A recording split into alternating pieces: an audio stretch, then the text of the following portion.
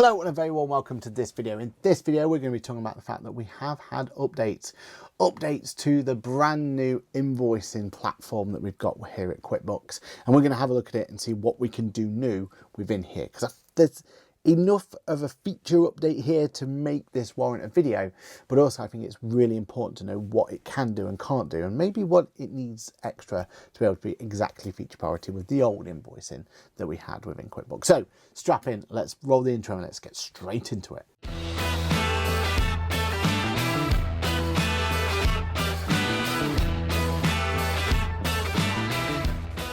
Hello, my name is Patrick. I am a chartered accountant, a certified UK trainer, fancy new logo, that QuickBooks chap on the internet, head of accounts here at Boffix, and also your friendly podcaster who goes live each and every Monday morning for Ask the Accountant. Now, in today's video, we're going to get straight into this because there's been an update to the world of the brand new invoices, and I think it's significant enough for us to have a look at it and understand exactly what it can do.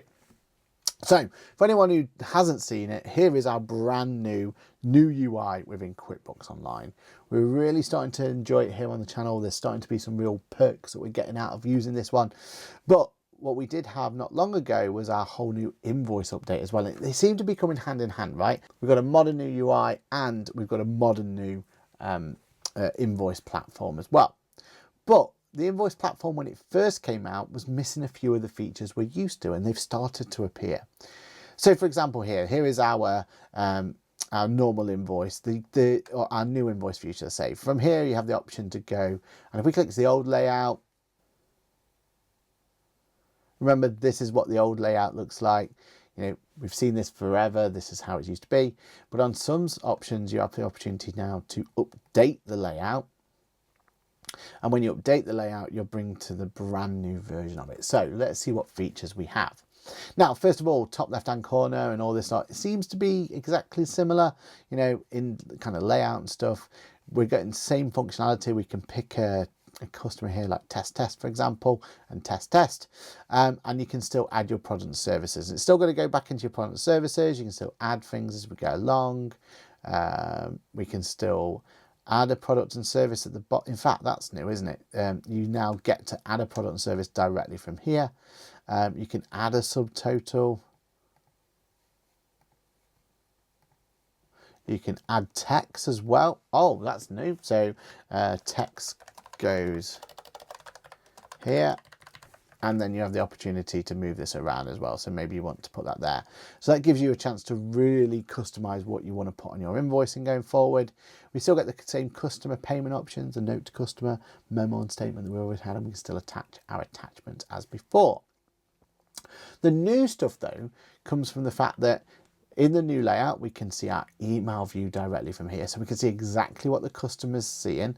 And then when they click view details, we can then see what the PDF document looks like as well. And you can see here, text goes here, brand pack, event podcasting, whatever we've got here, we can have all split up ready to go.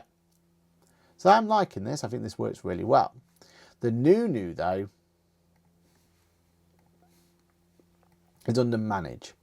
So under manage, we have the option for customization. So we can choose ship to, invoice number, invoice date, due date terms, all related on here. And that's one of the big updates of this new invoicing, is that we can make the updates directly here. We don't have to go to a separate settings area to then add it from there or anything like that. We can just basically work within here and get that information in straight away. So we're liking that. We get the opportunity to put in our content, and we can edit labels, so we can actually say exactly what we want these labels to be called. So maybe we don't want service date, maybe we want delivery date, for example. We could change that here, put that in, so that then that can be brought in, and then we can turn it on and off as we go through from here. And maybe it's where we want to set our deliverables to be, and we want that date to be put into there. We have the options of doing all of these other contents. We've got numbers in there as well if we want to. We've got all sorts of functionality there that similar to what we had before, but more customization, and the fact we can customize it directly on here, I think works really well. Payment options, we've got invoice total, and now we have a deposit option as well. This is the first time we've had a deposit option. We can manage it. We can say where that payment method's going to be and where it's going to go to. And we can say that, you know, this is going to be part of our Monzo or whatever it's going to be, and paid directly into there. And we can then basically put the deposit directly in. So imagine the client's given us £250 already. we can set that to go automatically to our deposit and keep everything nice and tidy. Discount makes a return, shipping makes a return, but also we have our multi-currency built directly within here. So again, we're not having to go to a separate settings page to come back again. This should make it super simple for people to use. Design functionality, we've got all of these design options where we can go in, we can kind of refine it, make it cleaner and everything else as we want to do. I won't touch any of this. Producer Lizzie's already set this up, ready to rock and roll. But then the newest part is this new scheduling options at the moment. And this is completely different to how it was before. Previously, we'd go down the bottom here and we'd click make recurring. Now to make recurring, we need to go to scheduling and then we can make recurring invoice options at the top there. Now, when we click on it, we get this new format. So before we used to have a table that came up here. Now what we have is we have this little option to go through from there. We still have the same options, schedule, reminder, and unschedule. So we can kind of make sure that they're set there. Remember, schedule means it's going to set up the invoice and it's just going to work. Reminder means it's going to remind you on the front dashboard to let it go. And unschedule means you can just come back to this template at any point in time. You can still choose how many days in advance you want this to be created. Really useful if you've got like a set monthly recurring invoice and you just want to give yourself a chance to be able to go in and edit it, right? So for us, we might set it as monthly recurring invoice, but we might want to give ourselves 10 days just to go in and maybe make amendments before it actually gets collected, especially with us where we've got this connected directly to a direct debit solution. So as soon as the invoice gets sent, the money's going to be collected. So we just want to give ourselves a chance to do that. So that's why create number of days in advance helps really well. We can automatically send emails. We can include unbilled charges automatically now. That's huge. Never seen that before. That is exactly what we want from our recurring invoice template, so that it automatically goes and sends these unbilled charges. I think that's going to be a really big feature. You put your unbilled charges as you go along, and you know then that next time a recurring invoice comes up, it's going to automatically grab it and automatically send it. Honestly, I think that's really, really big and something we definitely need to play around with. Interval is same as options we have. We have our start date and we have our end date, and you can either say by a date or after so many recurrences, and we use that quite a few times where maybe we've got like a payment plan with them for 12 months, for example. We could set that after 12 months you're going to stop. You're only going to do it for 12 months and goes forward. Repeat is monthly, daily, weekly, or yearly as you need it. And then you can choose either a day, so maybe the last, first, second, third, fourth, or you can pick the date as you go forward and save template from there. But it's the fact that they have the options directly here. I really like this. You know, the fact that we could set this up as a recurring, and we can say if it's print later, send later. We can even set our automatic invoice reminders directly on here as well. So that basically says that it's automatically going to go and try and collect those ones forward. So you can do it. So is it invoice reminders come in 3 days before the due date, on due date, and 3 days after. And changes made here will apply to all outstanding and future invoice going forward. But it does give you the option to link directly to there. So yeah, I mean, that is pretty huge, the fact that we now have the option to put the deposits in, which we're loving, and now also the chance that when we edit a recurring invoice, we now can include unbilled charges. I can really see a world where that's going to be really powerful going forward. Now, still a few things missing from here.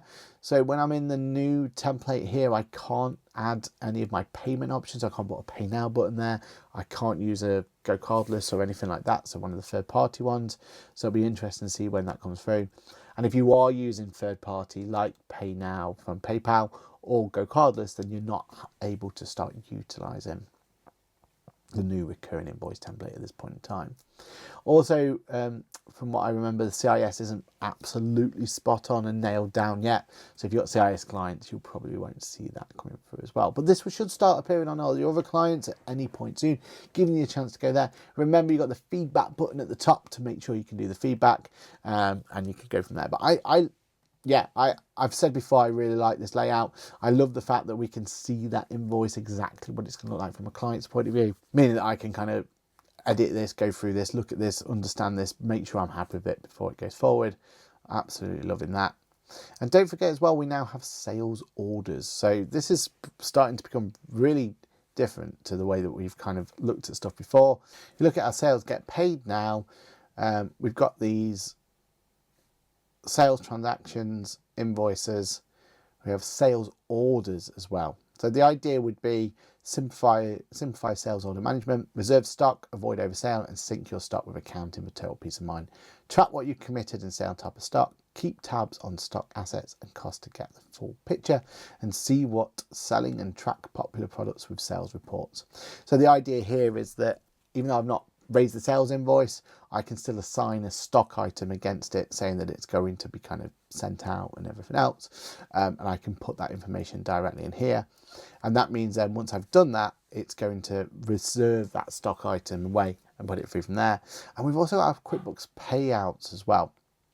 And I'm not sure this is coming to UK anytime soon, but this does give us the option to kind of play around with it and go through from there. So yeah, the sales and get paid has had a glow up. We now have the new invoicing. We now have the new recurring transactions.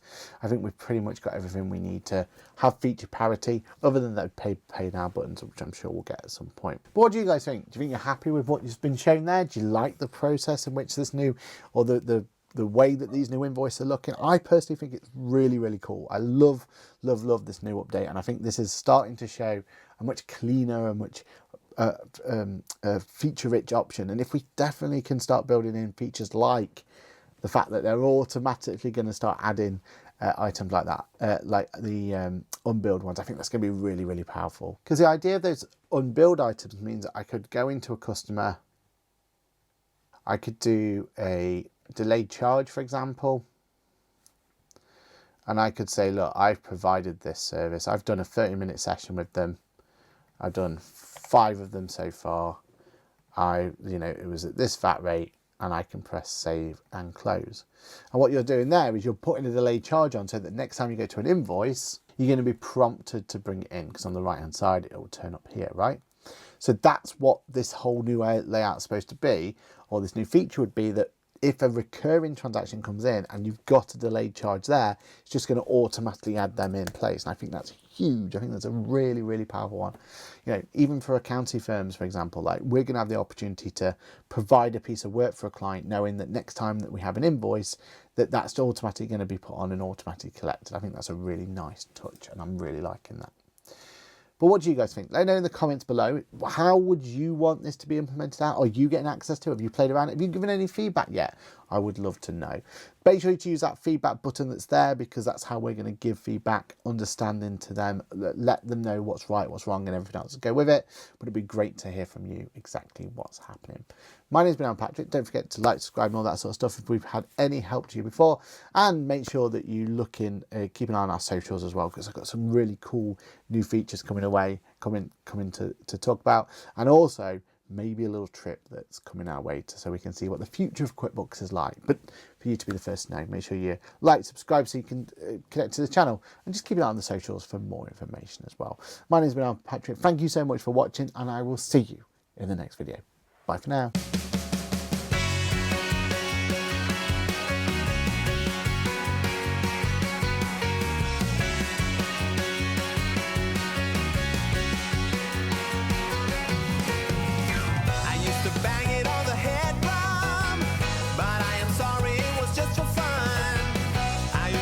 Hello and welcome to this new series. Hello and welcome to this video. Hello and welcome to this video. Hello and welcome to this video. Hello and welcome to this video. Hello and welcome to this video.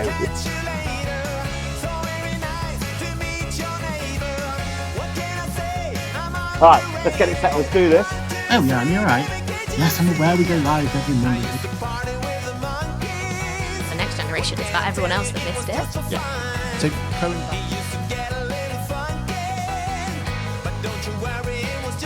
Alright, you've told us what you love about the industry, but what would you change about the industry? Where do I start?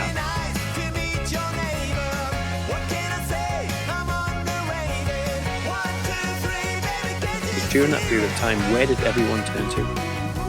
Their accountant, right? Their advisor, their bookkeeper. And you all did phenomenal work for small business.